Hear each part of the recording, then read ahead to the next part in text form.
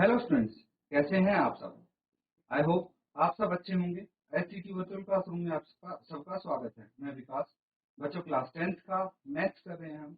और previous session में ही हमने नया टॉपिक शुरू किया था जिसका नाम है pair of linear equations in two variables.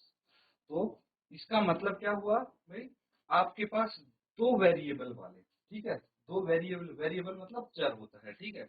तो दो चर वाली वही समीकरण युग्म होगा। कैसा समीकरण होगा? रैखिक समीकरण होगा। रैखिक समीकरण मतलब होता है कि जिसकी हाईएस्ट पावर 1 होती है। क्लियर है? अब देखिए, ये समीकरण युग्म है। इसकी जनरल फॉर्म हमने डिस्कस की थी, कैसी है भाई? ऐसे होती है इसकी जनरल फॉर्म। ऐसे होती है मतलब, देखिए जो वेरिएबल्स हैं दोनों में सेम होने चाहिए। एक्स और वाई है तो दूसरे समीकरण में भी एक्स और वाई ही होना चाहिए, ठीक है, इसका वेरिएबल। और ये हो गए कोफिशिएंट्स, हो गए a1 a2 b1 b2 and ये कांस्टेंट हो गया c1 c2। क्लियर है? तो ये क्या बन गया? ये समीकरण युग्म युग्म बन गया, दो वेरिएबल वाला। ठीक है, ये चीज आप यहाँ पे समझ सकते हैं। अब देखिए, हमें अगर इनको सॉल्व करना है, इनको हल करना है, तो कैसे करेंगे बच्चों? अलग अलग तरीके हैं आपके पास। ये मैंने बताया था ग्राफिकल मेथड है, एक तो ग्राफीय विधि जिसको हम बोलते हैं, और दूसरा मेथड है एल्जेब्रिक मेथड, ठीक है, बीजगणित विधि इसको हम बोलेंगे। तो बच्चों, ग्राफिकल मेथड तो आपकी जो फर्स्ट एक्सरसाइज है 3.1 उसमें डिस्कस करेंगे डिटेल में हम। और उसके बाद जो एल्जेब्रिक मेथड है वो तीन तरीके हैं उसके, ठीक है, तीन पार्ट हैं। एक तो सब्स्टिट्यूशन मेथड जिसको हम बोलेंगे प्रतिस्थापन विधि, एलिमिनेशन मेथड, और क्रॉस मल्टीप्लिकेशन मेथड जिनको विलोपन विधि और वज्र गुणन विधि भी बोलेंगे। ठीक है बच्चों, तो ये चीज आप ध्यान दे लीजिए, इसको आप समझ लीजिए, नोट डाउन कर लीजिए। ये सिर्फ नाम है, अब इनको जो विधि है वो डिटेल में हम डिस्कस करने वाले हैं आगे आने वाले कुछ क्वेश्चंस में। तो फटाफट एक बार रिवाइज कर लीजिए ताकि हम आगे क्वेश्चंस की तरफ प्रोसीड कर सकें।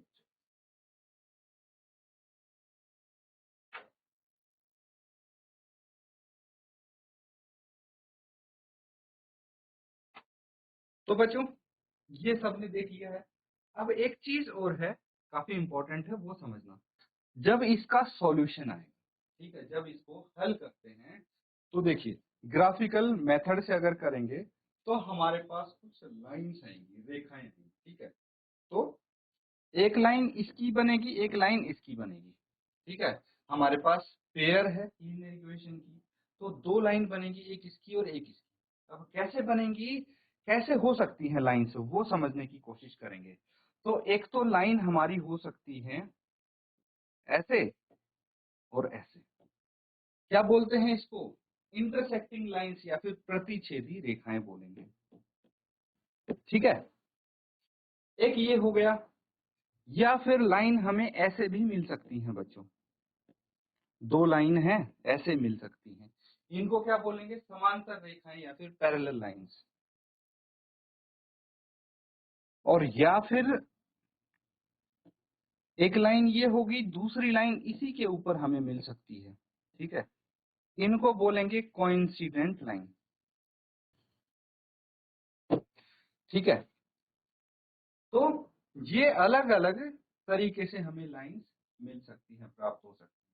भाई इसके अलावा और कोई तरीका नहीं है लाइन को रिप्रेजेंट करने का। दो लाइंस हैं, या तो वो इंटरसेक्ट करेंगी, इंटरसेक्ट नहीं करेंगी तो या फिर पैरेलल हो सकती हैं या फिर कोइंसिडेंट हो सकती हैं। अब ये जो लाइन आएंगी, यहां से हमें पता लगेगा इनका हल। क्या पता लगेगा? इनका हल। कैसे पता लगेगा? देखिए, अगर इंटरसेक्टिंग लाइंस हैं हमारे पास, प्रतिच्छेदी रेखाएं हैं, तो जहां पे वो प्रतिच्छेद करती हैं, जहां पे इंटरसेक्ट करती हैं बच्चों, यहाँ पे हमें वन सॉल्यूशन मिलेगा। क्या मिलेगा? वन सॉल्यूशन मिलेगा, एक हल मिलेगा। क्या मिलेगा? एक हल मिलेगा। क्लियर है? अगर ये लाइन पैरेलल है, समांतर रेखाएं हैं, तो ध्यान दीजिए यहाँ पे हमें कोई भी सॉल्यूशन नहीं मिलेगा, नो सॉल्यूशन। क्यों नहीं मिलेगा बच्चों? सॉल्यूशन कैसे मिलेगा? जब लाइन इंटरसेक्ट करेंगी, जहां पे इंटरसेक्ट करेंगी वहां पे एक्स और वाई की वैल्यू कुछ ना कुछ आएगी और वही हमारा हल हो जाएगा। लेकिन जब इंटरसेक्ट ही नहीं करेंगी तो x और y की वैल्यू वहां पे क्या आएगी, इसलिए नो सॉल्यूशन होगा। और अगर कोइंसिडेंट लाइंस की बात करें हम, तो कोइंसिडेंट लाइंस पे तो मेनी सॉल्यूशन हो सकते हैं, इनफाइनाइट सॉल्यूशन बोलेंगे। इनफाइनाइट सॉल्यूशन कैसे हो जाएंगे बच्चों इनफाइनाइट सॉल्यूशन? भाई बहुत जगह, ये तो हर जगह ही इंटरसेक्ट कर रही है, तो हर जगह पे आपको अलग अलग सॉल्यूशंस मिलेंगे, इसलिए इनफाइनाइटली मेनी सॉल्यूशंस मिल सकते हैं हमें इस प्रकार की लाइन से। अब हम क्वेश्चन करेंगे तो ग्राफ बना के देखेंगे और धीरे धीरे हमें पता लगता रहेगा कि भाई इंटरसेक्टिंग लाइंस आ रही हैं, पैरेलल लाइंस प्राप्त हो रही हैं ग्राफियल मेथड से, या फिर कोइंसिडेंट लाइन आ रही है, उसकी हेल्प से हम सॉल्यूशन बता पाएंगे। तो इसको भी एक बार ध्यान दीजिए और नोट डाउन।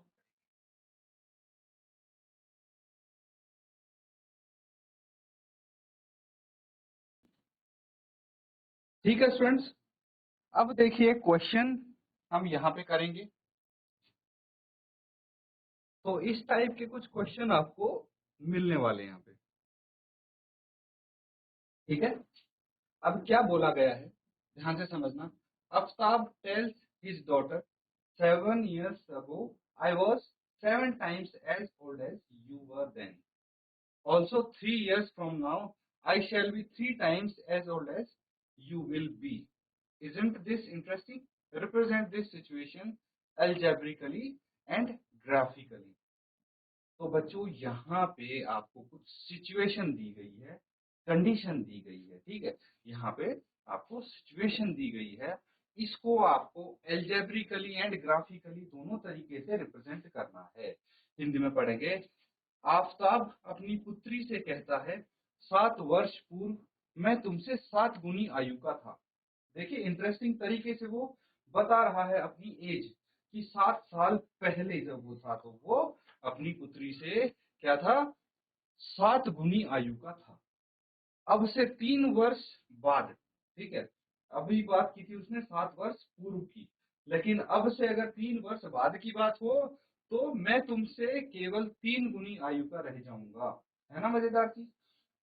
इस स्थिति को बीजगणितीय एवं ग्राफीय रूपों में व्यक्त कीजिए, ठीक है। बीजगणितीय और ग्राफीय रूपों में आपको व्यक्त करना है। इसको फटाफट नोट डाउन करो और कोशिश करो एक बार हम इसकी हम इक्वेशन बना पाए और उसके बाद हम इसको सॉल्व करेंगे, ठीक है। चलिए फटाफट नोट डाउन करो और इससे बनाने की कोशिश।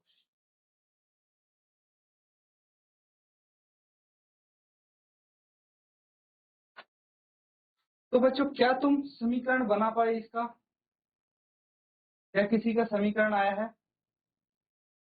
अगर आपका समीकरण आया है तो बताइए मुझे क्या आया है समीकरण, किसी भी बच्चे का हाथ खड़ा कीजिए अगर आपने समीकरण बना लिया है तो। चलिए इसको यहाँ पे हल करेंगे तो सबसे पहले आप क्या लिखेंगे, जो हमसे पूछा गया है, जो हमें भाई जानना है वही लिखेंगे। क्या है, अगर हमें प्रेजेंट एज पता लग जाए किसकी, आफ्ताब की और उसकी पुत्री की, तो हम लिखेंगे let present age of Aftab. क्या होगी आफ्ताब की प्रेजेंट एज? ये हो जाएगी एक्स ईयर्स लिख लेंगे। यहाँ सबको इंग्लिश समझ में आ रही है ना? अगर आप हिंदी मीडियम हो और आपको हिंदी में चाहिए तो हैंड रेज करेंगे बच्चों। अगर आप चाहते हैं मैं हिंदी में लिखूं तो हाथ खड़ा कीजिए, या फिर इंग्लिश समझ में आ रही है आपको? इंग्लिश में चल रहे थे ऐसे ही, हिंदी में लिखना है, ठीक है। हिंदी में भी हम लिख लेंगे, कोई दिक्कत नहीं है, दोनों लैंग्वेज में हम लिखेंगे यहाँ पे। तो let the present age of Aftab, आप क्या लिखेंगे, माना आफ्ताब, माना आफ्ताब की वर्तमान आयु,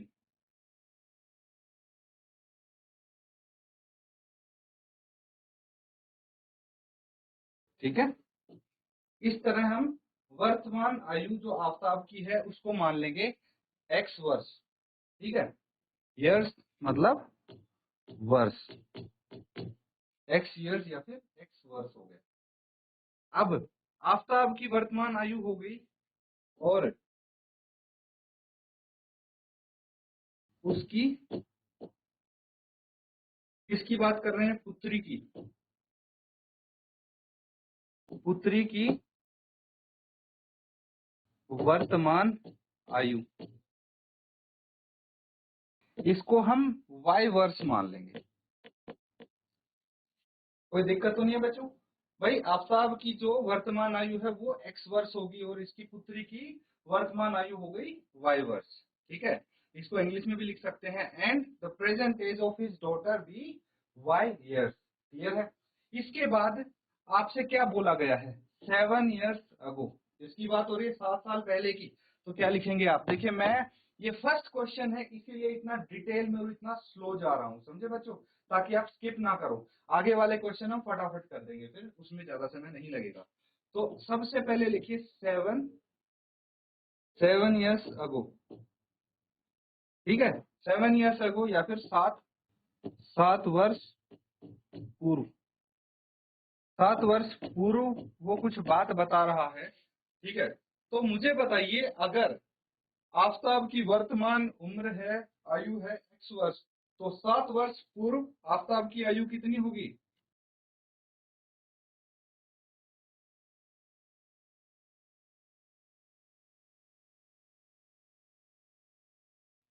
और उसकी पुत्री की आयु कितनी होगी? फटाफट लिख लीजिए अपनी नोटबुक में। उसकी,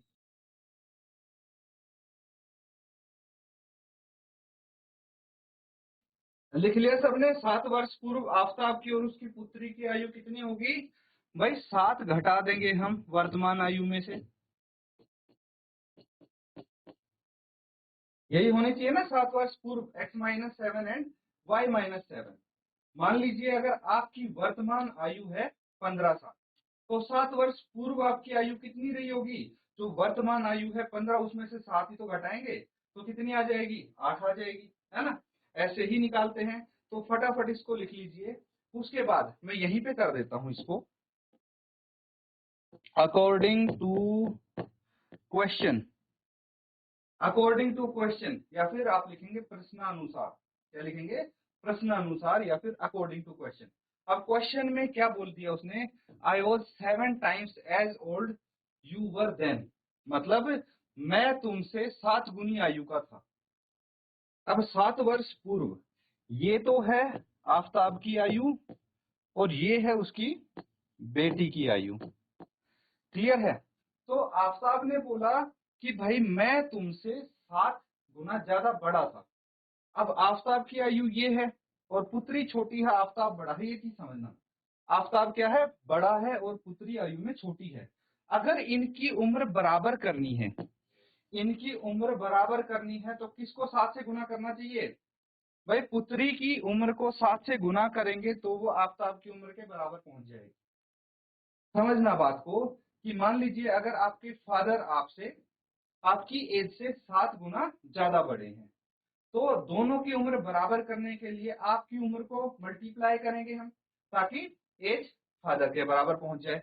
तो इस तरह से मल्टीप्लाई करके, अब देखिए इसको हम इक्वेशन बना लेंगे सॉल्व करके। कैसे? x-7 is equal to 7y-49। ठीक है, एक्स वाई को एक साथ ले आइए, x-7y is equal to -49 and +7। देखिए, साइन चेंज करने आपको आते हैं। y को मैं बाई तरफ लेके आ गया और -7 को दाई तरफ ले गया, तो साइन बदल गए इनके। अब ऐसा कुछ हो गया, मैं यहीं पे कर देता हूं। -49 + 7 कितना होगा? -49 + 7 ये हो जाएगा 42। ये आ जाएगा आपका पहला समीकरण, फर्स्ट इक्वेशन आ जाएगी बच्चों। फटाफट नोट डाउन कर लीजिए, और नोट डाउन करते ही आप हाथ खड़ा करेंगे ताकि आगे हम अगली इक्वेशन बना सकें।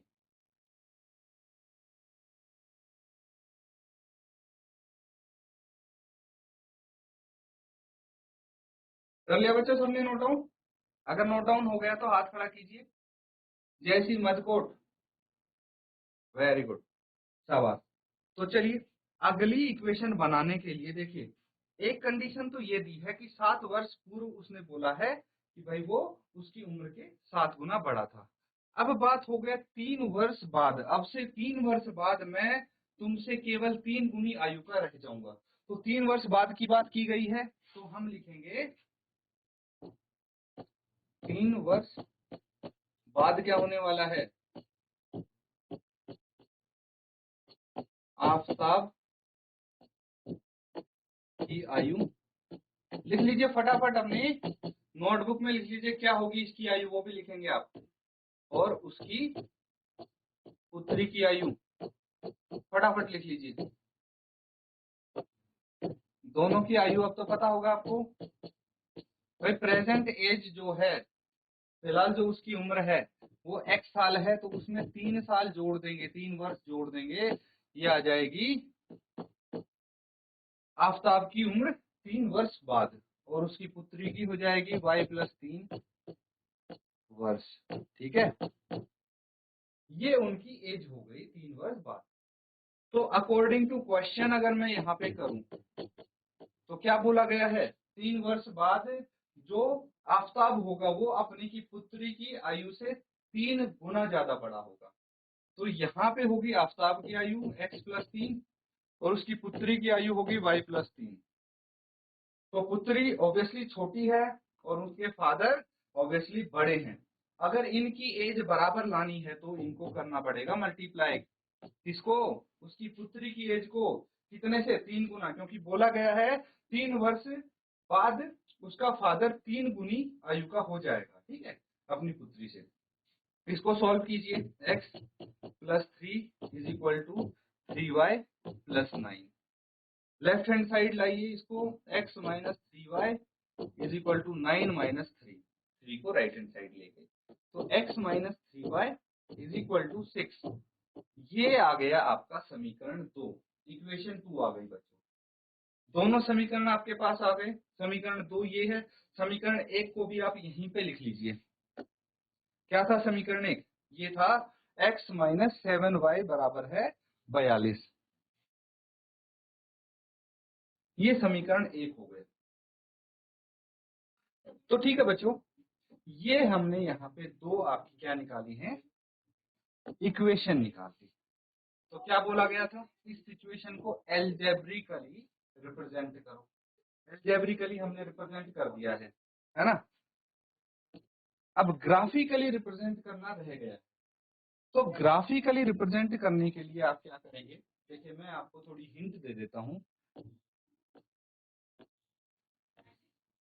इक्वेशन 1 है आपके पास, ठीक है, तो यहाँ पे आपके पास 2 वेरिएबल हैं, 2 चर हैं, है ना, x और y।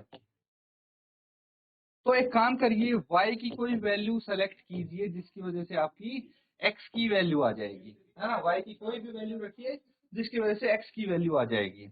ऐसे ही y की और कोई वैल्यू रखिए, 2 वैल्यू रखेंगे, x की 2 वैल्यू आ जाएंगी। तो आपके पास कोऑर्डिनेट्स आ जाएंगे जिसकी हेल्प से आप ये वाली लाइन ड्रॉ कर सकते हैं। ठीक है, उसके बाद क्या करेंगे बच्चों, दूसरा समीकरण है आपके पास, तो दूसरा समीकरण से आप क्या करेंगे, दूसरी लाइन ड्रॉ करेंगे, है ना। ये x है, ये y है, तो यहाँ पे फिर से आप समीकरण 2 में y की कोई वैल्यू रखिए, x की वैल्यू आ जाएगी। ऐसे ही 2 बार करना है आपको, और यहाँ से भी आपको कोऑर्डिनेट्स यानी निर्देशांक प्राप्त होंगे, और उसकी हेल्प से आप ग्राफीय तरीके से इसको रिप्रेजेंट कर सकते हैं। ठीक है, ग्राफिकली रिप्रेजेंट कर पाएंगे। तो ये आपको होमवर्क में करना है बच्चों, ये आपका होमवर्क हो गया। पूरे चैप्टर को रिवाइज करेंगे आप जो हमने अभी तक किया है, और अपना होमवर्क करने की कोशिश जरूर करेंगे। इसी के साथ बच्चों आज का सेशन यहाँ पे हम एंड करते हैं। Thank you and have a nice day.